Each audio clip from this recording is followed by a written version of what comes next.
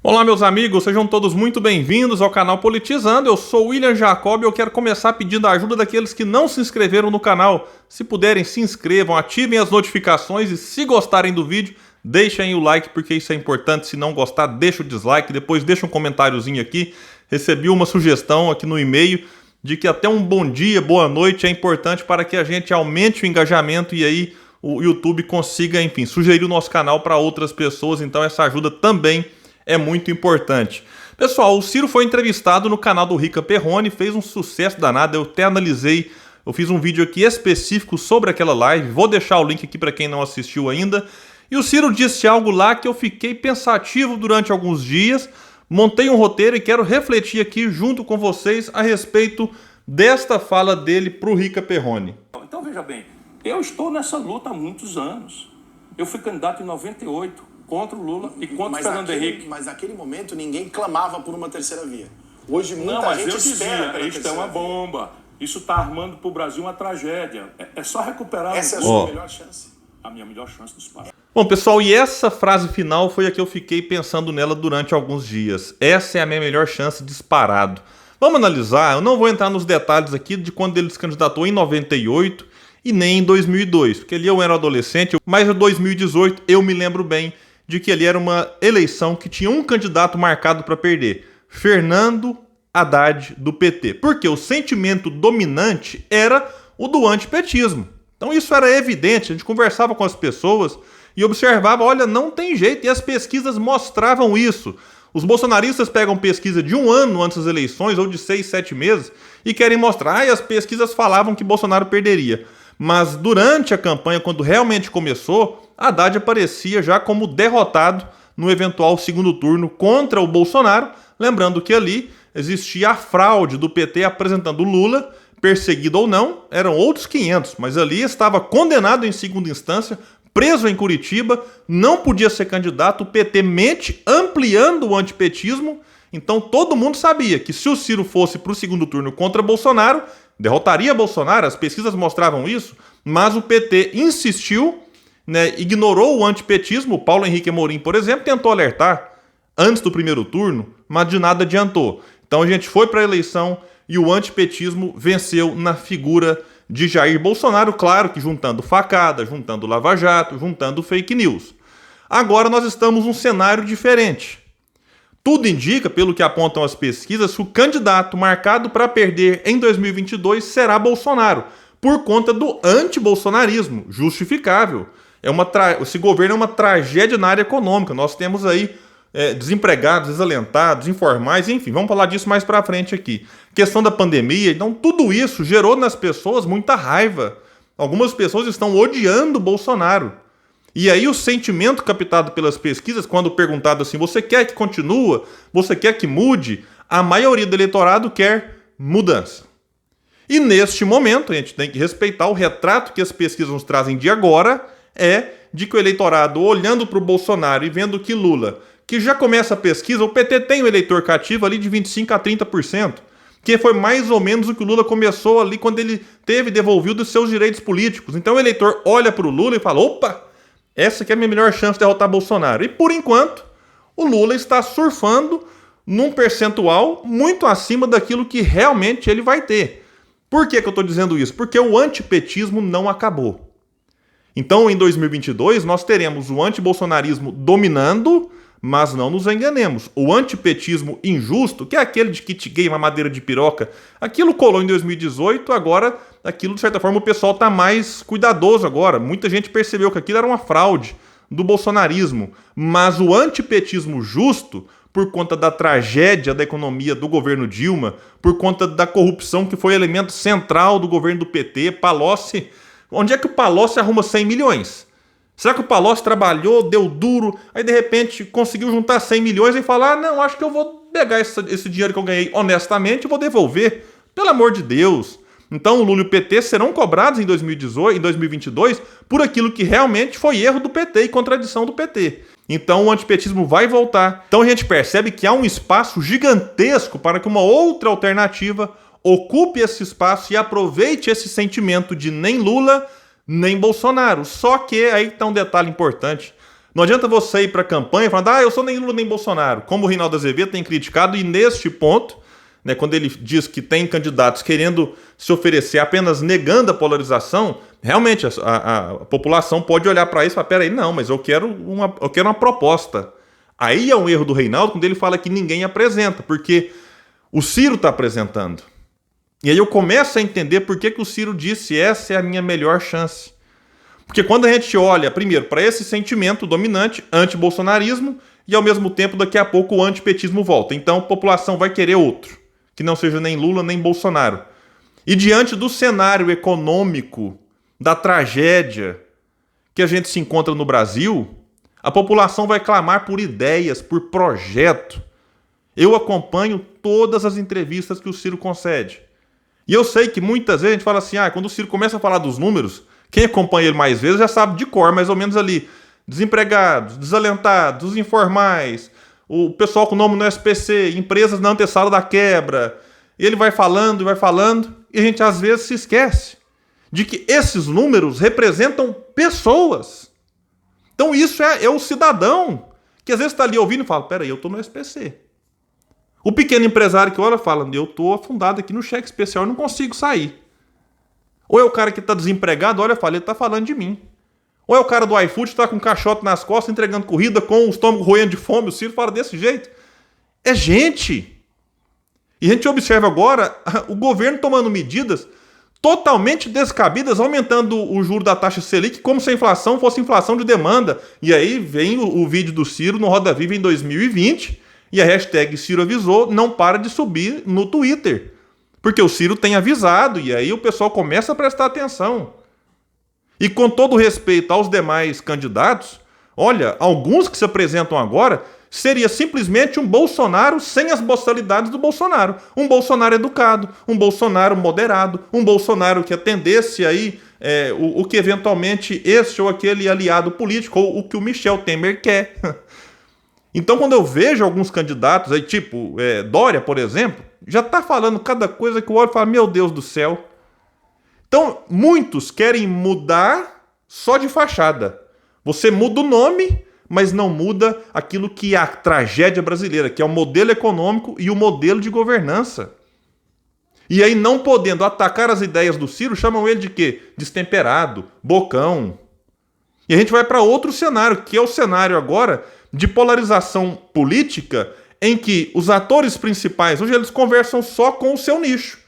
É Bolsonaro dialogando com a extrema-direita, o Lula num diálogo muito forte, sim, com a parte da esquerda e também com parte do MDB, normalmente a parte mais ruim do MDB, com Eunício, Gedel, enfim, Renan Calheiros. E o Centrão, William? O Centrão dialoga com quem está no poder, o Centrão não tem lado. E o Ciro? O Ciro é alguém que consegue dialogar com partidos de esquerda, com representantes de partidos de esquerda. Então a gente percebe na Ciro Games, Eduardo Suplicy, Luciana Santos, presidente do PCdoB, a gente percebe o Ciro muito bem relacionado com o Flávio Dino, com Freixo, Guilherme Boulos, com membros do PT como Camilo Santana, Rui Costa, Jacques Wagner, Tarso Genro. O Ciro é admirado por vários petistas. A gente passa pelo centro, pegando Calil, Eduardo Paes, aí você vai mais para a centro-direita, com Alckmin, você tem, no centro talvez ali, o Datena, você tem o Ciro sendo elogiado por membros do PSL, como o segundo vice-presidente, Júnior Bozella, você tem o Ciro bem relacionado com o Mandetta, enfim, é alguém que está dialogando e que num eventual governo seu seria capaz sim de pacificar esse ambiente político que eu duvido muito que Bolsonaro ou Lula conseguiria pacificar. Então é importante observar que o eleitor vai prestar atenção nisso. A gente às vezes fica até impaciente do Ciro chegar nos debates, o fulano meu amigo, Beltrano meu amigo, mas puxa, e se é mesmo? Ele vai falar o quê? Ô, meu inimigo. Mas o Ciro critica muita gente. Critica aqueles que merecem críticas. É que o Ciro vai elogiar Michel Temer, Eduardo Cunha, Gedel Vieira Lima? Não tem jeito. E outro ponto importante que faz com que o Ciro realmente tenha razão, falando da melhor chance. O Ciro ficou em terceiro em 2018. Então muita gente olha agora e fala, nossa, se eu tivesse ouvido o Ciro, se eu tivesse ouvido o meu amigo militante que pediu o voto para o Ciro, como um áudio que circula aí num grupo de caminhoneiro, do cara falando, minha filha vive falando para votar no Ciro e tal. Então muita gente agora começa a cair a ficha de 2018. E agora, neste momento, o Ciro está em terceiro em todas as pesquisas.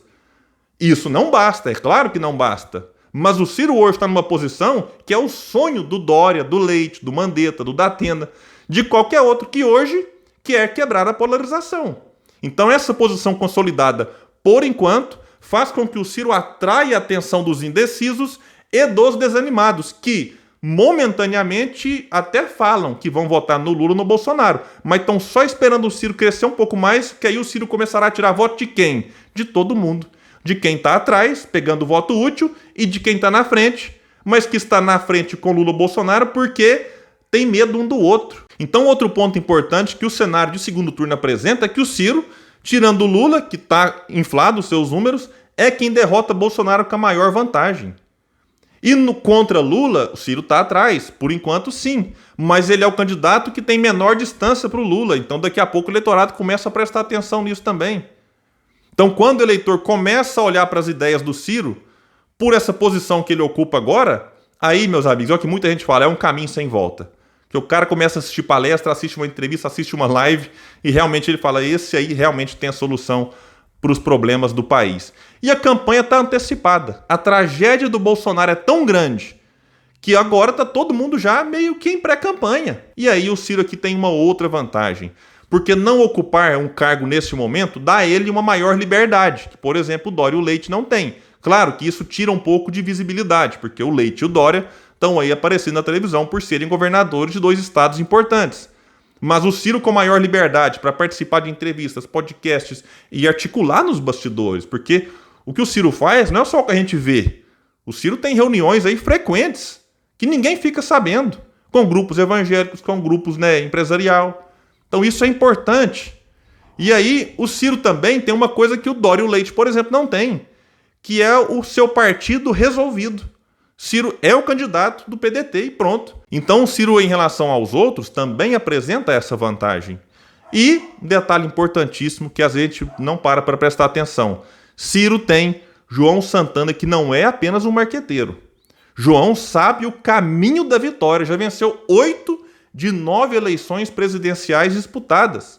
Está produzindo material, alguns vídeos fazem mais sucesso, outros nem tanto. A Ciro Games, por exemplo, tem os seus erros, os seus acertos, alguns ajustes já foram feitos, outros serão, mas a gente percebe que eles estão ouvindo a militância. E isso é extremamente importante. Então, fiquem calmos, porque o João tem muita coisa ali e está só no aquecimento. E falando em militância, é um caso à parte. Porque a militância do Ciro conhece o projeto, é politizada, conhece a vida do candidato, conhece as fake news contra o Ciro, que em 2018 às vezes pode ter surpreendido muita gente, e essa militância está se movendo com muita energia. Eu tenho observado nas redes sociais, no YouTube, no TikTok, no Twitter, nos grupos de WhatsApp, vídeos e mais vídeos circulando, acompanhando lives e debates que o Ciro nem está, mas eles estão lá defendendo o Ciro. Como, por exemplo, eu comentei um vídeo aqui, fiz um react da Vera Magalhães com o Bocardi, que se esqueceram do Ciro e o militante lembrou no chat. E ao lembrar do Ciro insistentemente, o Bocardi falou, estão falando aqui do Ciro. Então a militância está ocupando os espaços. E ela traz aí de 2018 muita experiência. Militância, por exemplo, que Dória e Leite, eu estou insistindo neles, por quê? Porque certamente serão ali um ou outro daqueles que tentarão com o Ciro ocupar esse espaço para quebrar a polarização. Dória e Leite não tem militância, por enquanto, pode passar a ter. Lula e Bolsonaro, sim, esses têm militância, a gente tem que reconhecer. Agora, o Ciro tem uns desafios importantes. Não pode escorregar em cascas de banana, como escorregou em 2002, como escorregou em algumas em 2018. Ele tem dito que está mais atento e mais cuidadoso. E pelo menos nos podcasts e entrevistas que ele está participando, a gente percebe que está mesmo. Agora, vai ter que ficar muito atento, porque quando realmente o clima esquentar da campanha, nas entrevistas presenciais, vai vir gente provocando e bombardeando ele com fake news, com provocações de todos os lados. E é necessário, então, tomar muito cuidado em relação a isso. Um outro desafio é o Ciro ocupar os espaços certos o quanto antes. Por exemplo, podcasts. O Flow foi um sucesso extraordinário. O Ciro no Rafinha, no Rica Perrone, lá no Vilela e em outros espaços, porque não só pela audiência que gera naquele momento, mas pelos cortes quase infinitos que a militância faz e viraliza nas redes sociais. Então é necessário organizar muito bem isso. Teve um militante que deu uma ideia muito boa, falou, olha, se eu fosse o Ciro, eu ia pelo menos um podcast por semana. A gente sabe que a agenda de um pré-candidato não é brincadeira. E em relação às alianças, em 2018 o Ciro teve só o pequeno Avante junto com ele, e em 2022 não tem nada definido para ninguém. Mas uma coisa o Ciro disse, que as alianças vão surpreender muita gente. Eu fiz um vídeo comentando aqui sobre isso. Resumindo, meus amigos, eu poderia trazer muitas e muitas outras coisas para a gente começar a concordar de que realmente essa é a melhor chance que o Ciro vai ter. A gente pode dizer que o Ciro tem o melhor projeto diante do cenário econômico e político que o país apresenta neste momento e que tende a se agravar até as eleições. Ciro é o melhor colocado nas pesquisas para quebrar a polarização, tem um marqueteiro vitorioso, uma militância muito grande, politizada, que conhece o candidato. Ciro tem experiência aprovada, tem uma vida limpa e muita disposição para enfrentar uma campanha que vai ser duríssima. Bom, meus amigos, diante de tudo isso, analisando aqui friamente, eu tenho que concordar com o Ciro. Essa é a melhor chance que ele tem para ser presidente. Quer dizer que vai ser fácil, que vai ser tranquilo? É claro e óbvio que não. E ninguém sabe quem vai ganhar. Essa coisa do Lula no primeiro turno, isso é uma ilusão, porque o Lula nunca ganhou no primeiro turno, nem ele, nem o PT. Nem quando ele saiu do governo com mais de 80% de aprovação. Então, tudo indica, vai ter segundo turno, e eu acho que o Ciro estará lá, e estando, quando começar realmente o debate, sabatina, entrevista, todo aquele clima de campanha, o Ciro realmente, eu acho que ele tem grandes chances de ser eleito. Se vai ser ou não, o tempo dirá. Bom, pessoal, então deixa aqui embaixo, o que você acha? Concorda que essa é a melhor chance? O Ciro vai ter vida fácil, vai ter vida difícil? Deixa aqui o que você está pensando em relação às eleições em 2022. Valeu e até o próximo vídeo aqui no canal Politizando.